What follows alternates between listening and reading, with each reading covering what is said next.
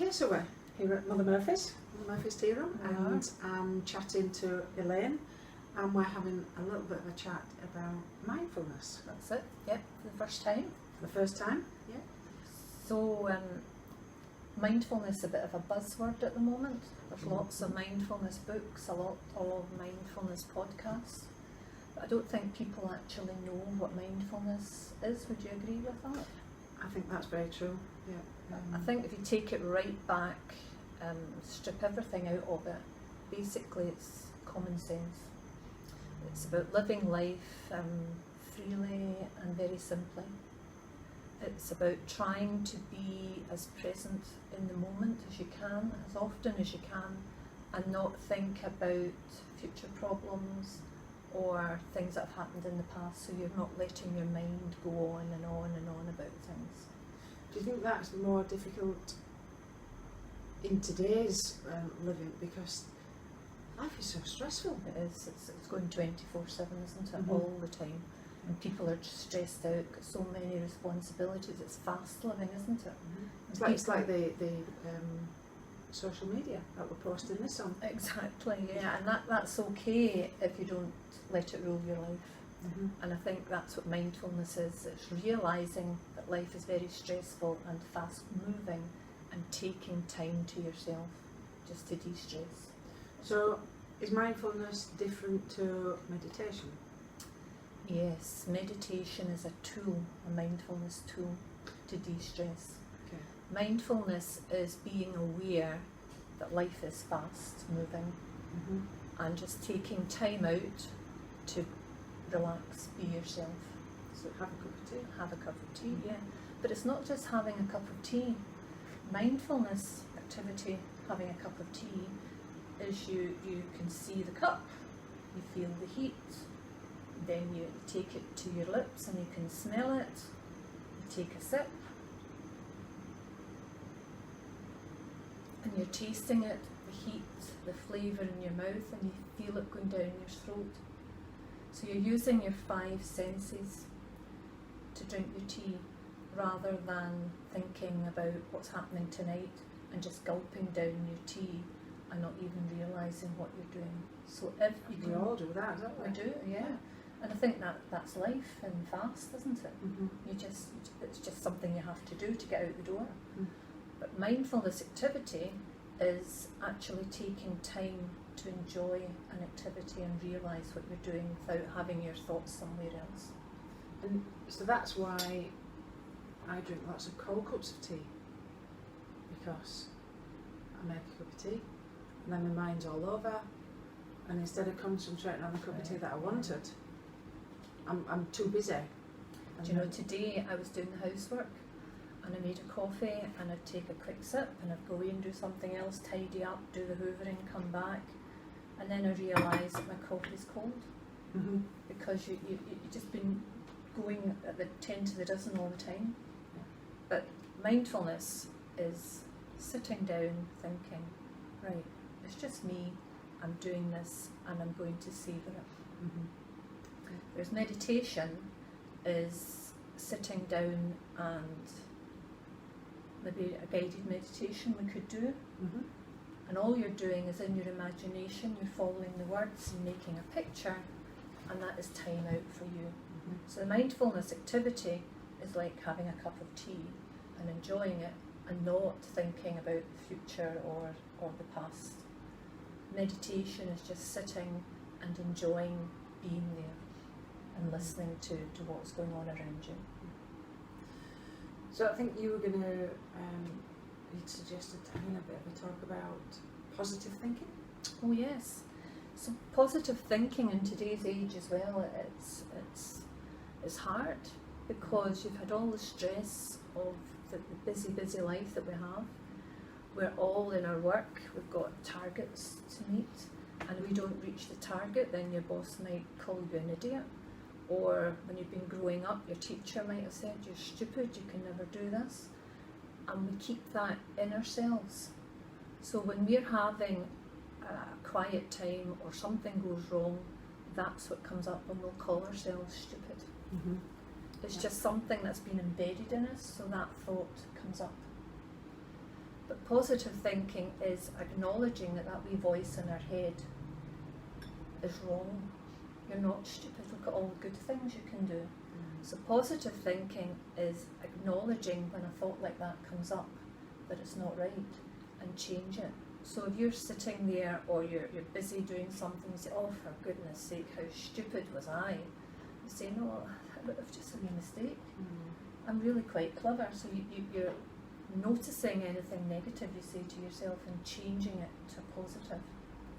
So for people who have spent their lives being told that they're stupid, being told that they're silly, they'll never amount to anything, to actually get to that stage where they can do that, that's a big step. It's really big. I was brought up being told I was stupid, so I actually believed I was stupid. And it took me a long time to realise, no, I'm actually not that stupid. I can do things. Yeah. I'm not stupid. So then I realised, well, how am I going to get rid of this idea that I am, because it was embedded in me from childhood. And that's the way I did it. You recognise, first thing is to recognise that you're saying it to yourself. Because we go through life having all these thoughts running through your head, and you don't even know what you're thinking about. So meditation is a way to realise what your thoughts are. So through meditation you can recognise what your thoughts are, and then when you see that you're having these negative thoughts, you can change them to positive thoughts. It's a very slow process, but it's worth it. Now, what I say to people is treat yourself like you would your best friend. If you treated your best friend saying, oh, you're stupid, you're ugly, you're fat, you're not going to have a best friend for very long. You have a best friend that you care about and you want the best for them. So that's what we need to try and do to ourselves. If you're having positive thoughts, you're going to be happier. If you are unbeknown to yourself, telling yourself, slagging yourself off all the time, you're not going to be happy.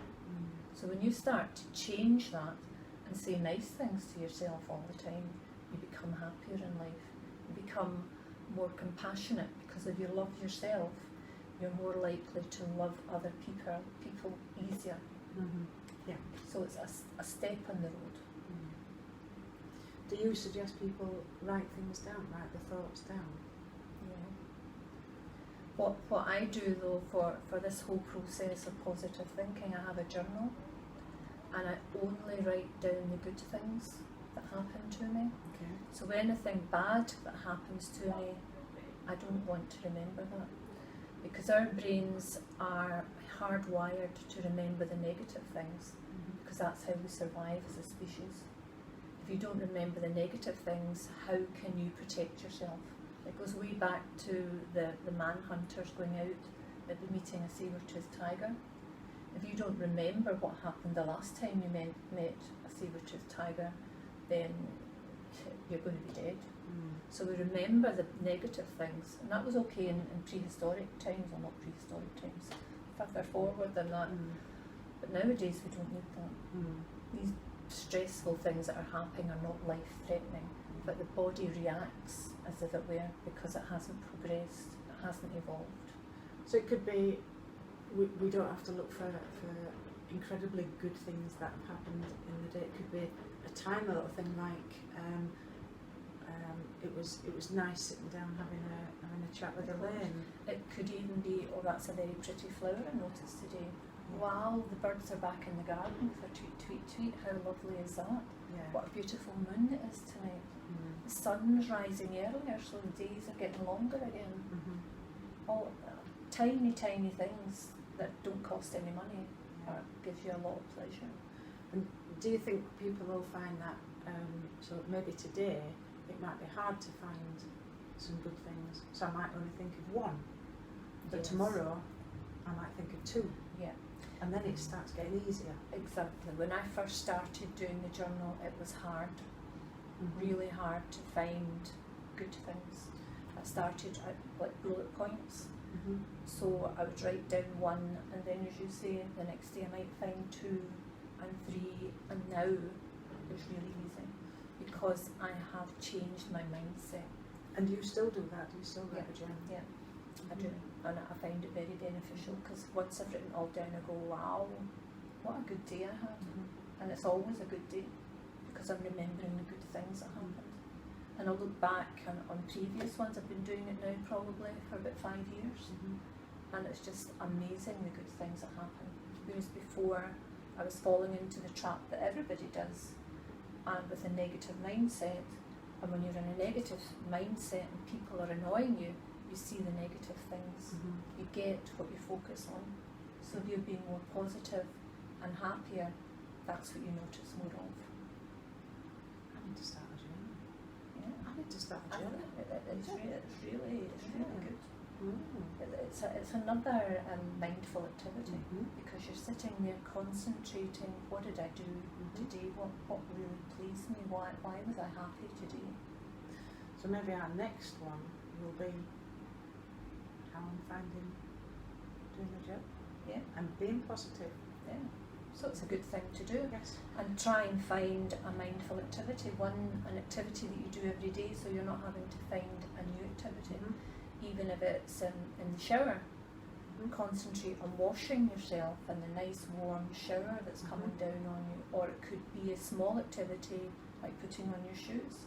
For that 30 seconds, all you're concentrating on is putting your shoes on and how the shoes feel and what it's like. What are they laced? Are they zip fastening? So any activity you can do mindfully. Drinking the tea. Well, yeah, drinking the tea is a good thing. Eating cake. At Mother Murphy's. Yeah.